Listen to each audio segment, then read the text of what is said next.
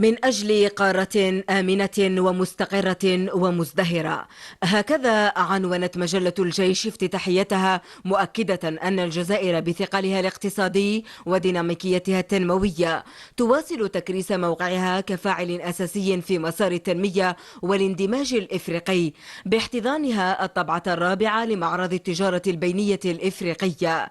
مجلة الجيش لفتت الانتباه إلى أن الجزائر تسجل دوما حضورها المؤثر في جميع آليات العمل الإفريقي المشترك. في هذا السياق توقفت المجلة عندما أكده رئيس الجمهورية السيد عبد المجيد تبون على جعل هذه الطبعة منطلقا جديدا وعهدا متجددا للسير بخطى ثابتة نحو إفريقيا قوية متضامنة ومزدهرة.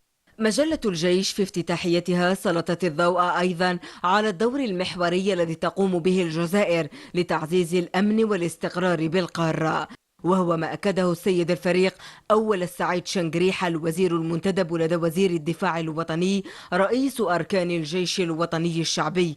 أكد أن تمرين سلام شمال إفريقيا الثالث يأتي تفعيلا لالتزاماتنا الثابتة لدعم آليات السلم والأمن القاري وتعزيز أواصر التعاون العسكري الإقليمي تحت راية الاتحاد الإفريقي.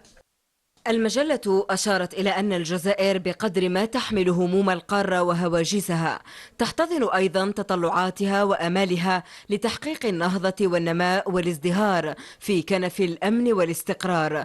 الأبعاد الاقتصادية والتنموية والنفسية وحتى السياسية كأبرز الأسباب لتنامي ظاهرة الهجرة غير الشرعية، ملف أفردت له مجلة الجيش صفحتها إضاءة للتطرق إلى الهجرة غير الشرعية التي لم تعد مرتبطة ببلد بعينه، إذ تحدثت المجلة عن حادثة هجرة 7 أطفال قُصّر، حادثة استغلتها وسائل إعلام معادية تستهدف تشويه سمعة بلادنا والطعن في جهود الدولة أمام الرأي العام الوطني والخارجي.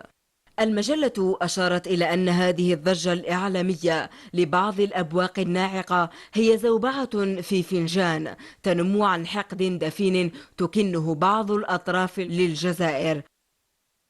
مجلة الجيش وفي هذا الصدد ذكرت بالإصلاحات التي وضعتها الدولة لتمكين الاقتصاد للشباب عبر آليات جديدة كاستحداث منحة البطالة ووضع نظام متكامل للابتكار والمؤسسات الناشئة واستحداث نظام المقاول الذاتي.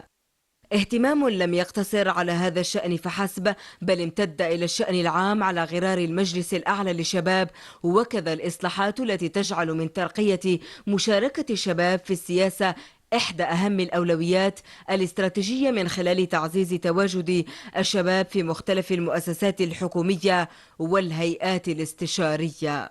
فالقيادة العليا للبلاد تبرز مجلة الجيش حريصة على مد جسور التواصل بين الدولة والشباب، حرص نابع من اليقين بأنهم أكثر فئات المجتمع رغبة في التجديد واستيعاب المتغيرات للمضي ببلادنا قدما نحو استكمال مسارها الطموح.